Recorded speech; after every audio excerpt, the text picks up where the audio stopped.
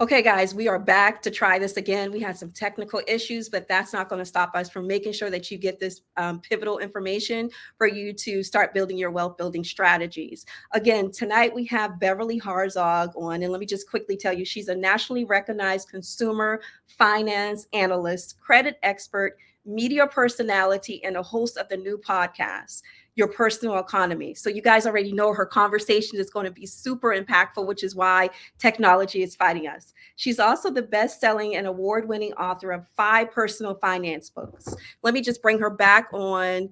Beverly, I thank you for your patience. I'm sorry about that, but let's jump back in. We were talking about credit card. We were talking actually about debt. When we think about debt, we kind of cringe a little bit, right? We think about good Right. debt, and then we also think about bad debt. Can you just explain to us? Because sometimes people don't realize there's 2 different types of debt. Right. Yes, there are two different types. There's good debt and there's bad debt.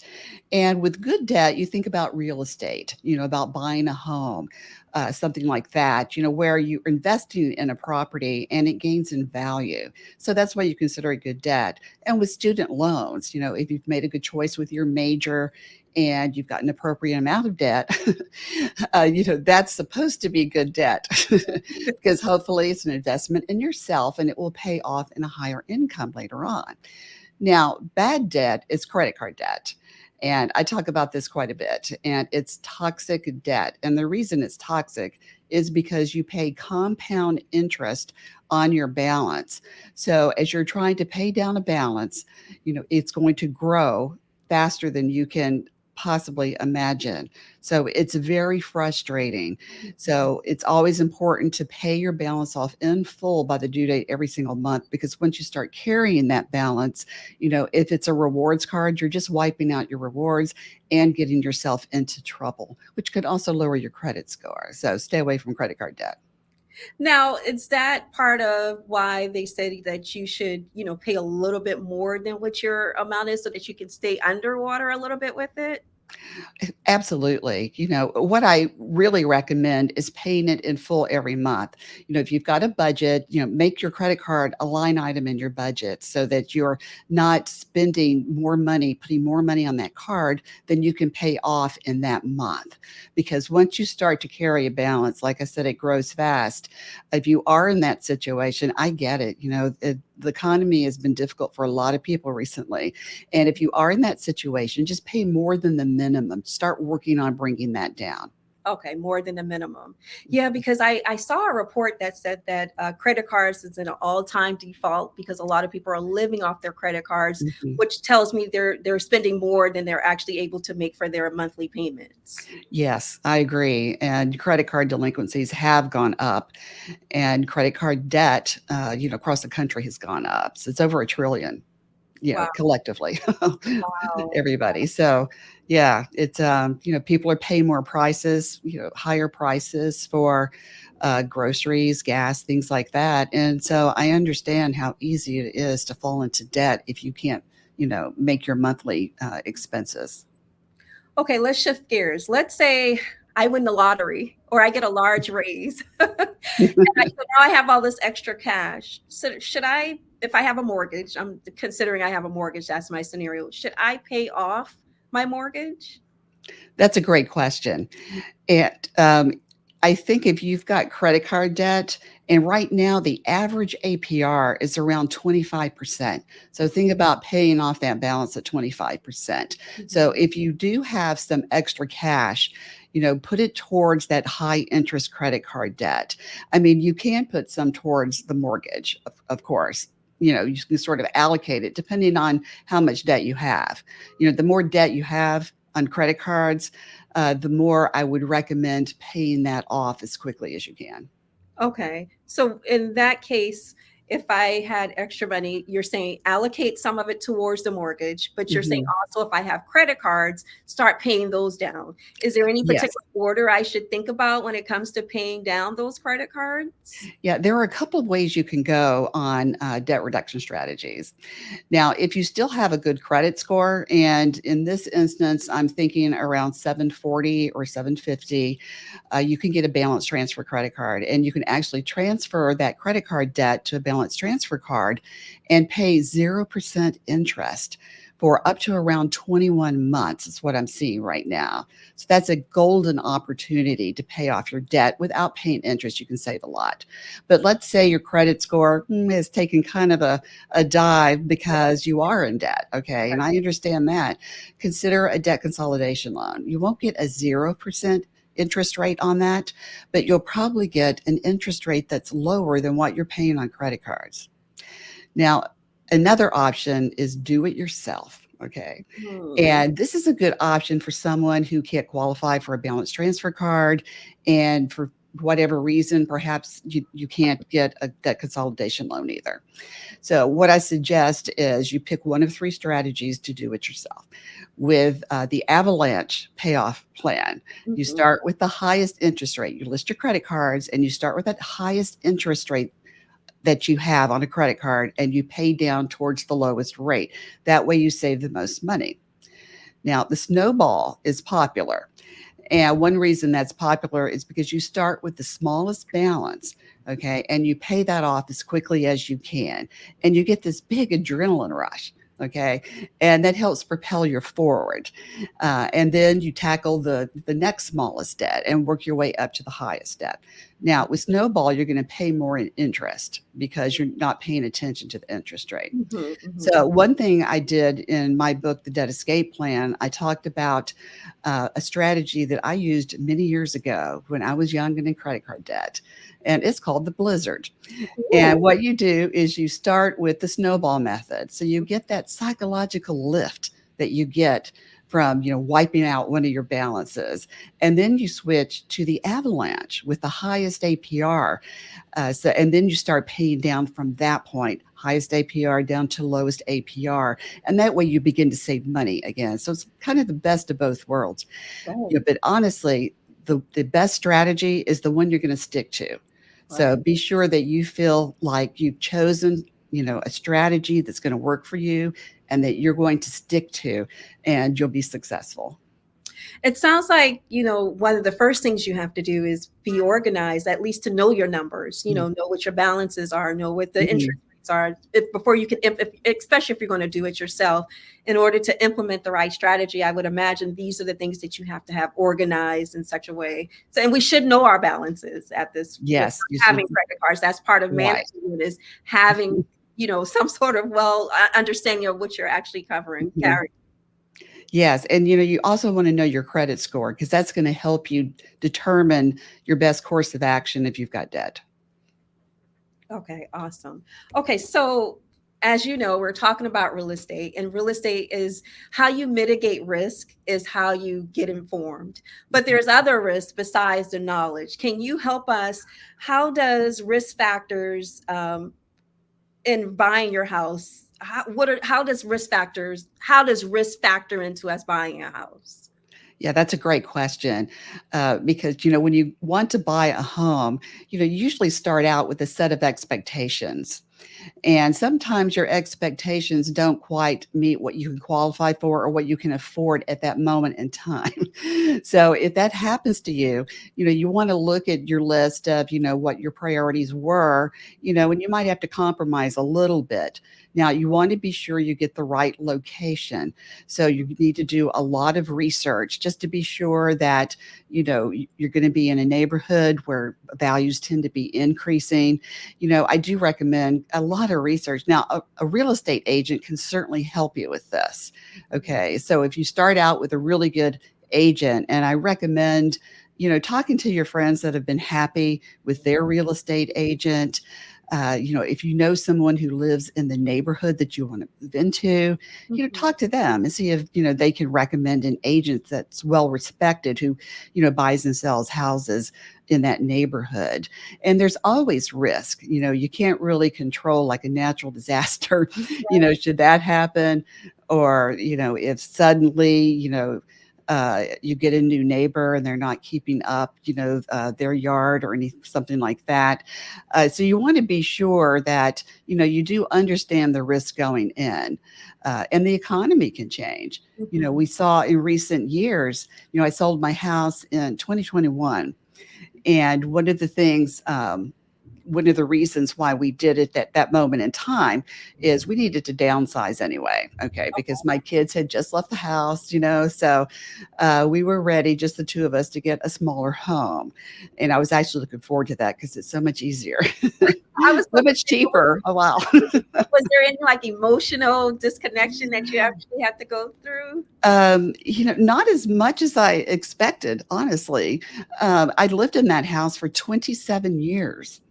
So it was quite a big chunk of my life. And I raised my kids there. So, of course, I had, a lot of mixed emotions, but I knew, from an economic standpoint that we were making the right decision.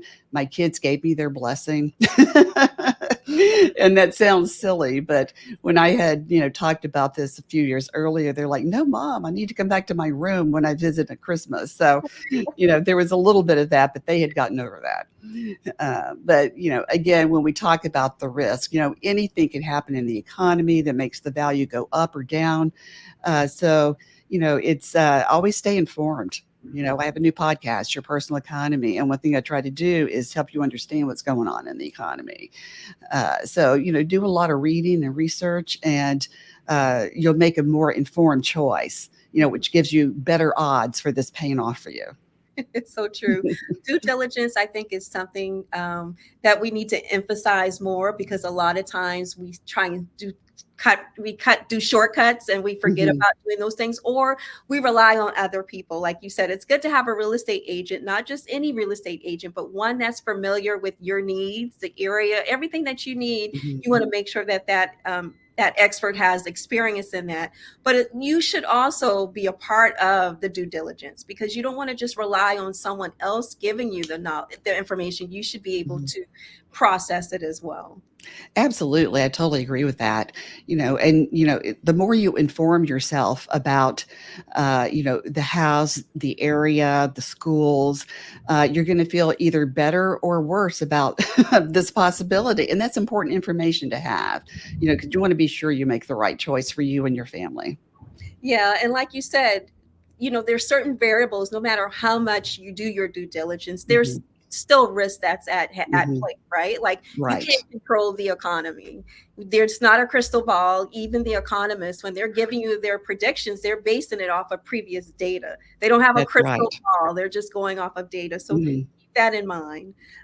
So okay, so you talked about having a risk, getting your home, and just making sure that you do your due diligence. But part of your due diligence, or part of the process, I should say, not the due diligence, is to make sure you have a certain credit score. Now, what credit score, before we get into the house part, do I need in order to get some of the lower interest rates that you were saying? If I'm going to, now I've done my consolidation, I paid it down, and I want to be able to get another card. Is there a certain credit score I should have in order to get those low interest rates, so I'm not getting the large interest rates that I have gotten in the past? The exact credit score you need is going to vary a little bit by lender. Okay. But in general, if you can get a 760 FICO score, and I'm talking about FICO score, there are many credit scores out there, but see if you could find out what your FICO score is, or just the general neighborhood of what your credit score range is. And once you get to about a 760, you're going to qualify for the very lowest rates that are available. And, honestly, uh, the difference between a 760 and say a 620, and it is possible to get a mortgage with a 620, but you're Sure. going to pay several $100s more a month. Okay. And thousands more over the course, of that mortgage, the life of that mortgage. So, if you can, even postpone getting the mortgage just a little bit to bring your score up, that's really going to pay off for you. Yeah, it's definitely worth it. So since you kind of talked a little bit about, people dealing with their credit consolidation, like the different strategies for debt Mhm. reduction, and we talked a little bit about the credit score, it kind of reminds me of some of the myths that I've heard. I've heard people say you should only have one credit card, or, I have to close out this in order to do this. Like, can you talk about, I'm sure you probably hear more than what I hear when it comes to different myths out there when it comes to credit. Can you go over a couple of them, like some of your top myths that you just love to debunk. Absolutely. This is actually one of my favorite topics because I get asked some of the same questions over and over. And I don't mind because, my passion, like you, is financial literacy. So I'm always happy to answer questions. And it's funny you mentioned having one, should I have more than one credit card? One of the questions I get asked most often is how many credit cards should I have? And I always say as many as you need and not one more than that, because this is going to vary by person. I have about 4 credit cards that I use, and then I have another credit card with a very low APR on it that I keep for an emergency, just in case. That's my just in case credit card. But I've got different types of rewards cards, and I use my cards strategically. So if you can do that and use each of those cards responsibly, that's great. I know people that, churn credit cards and they've got 10, 12 cards going. And I don't want to work that hard with my credit cards. But if you do something like that, set up some spreadsheets, have a way to keep track of it. And if you're happy with one credit card, that's all you need. Awesome. One of the myths that I have spent my entire career trying to bust, and I've been doing this for a really long time, is that you do not have to carry a balance on your credit card to earn a great score. I said earlier, pay your balance off in full by the due date every month. Okay, you can earn a great score for free. You don't have to pay compound interest at all to earn a great credit score. The whole point is that you're just using your credit card. You're using credit and you're paying it off, and you're using your credit very responsibly. That's how you build a great score.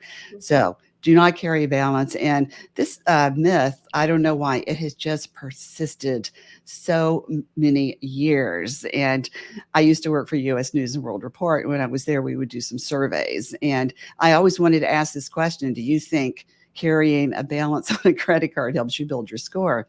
And it's usually like around 30-40% still believe that's true.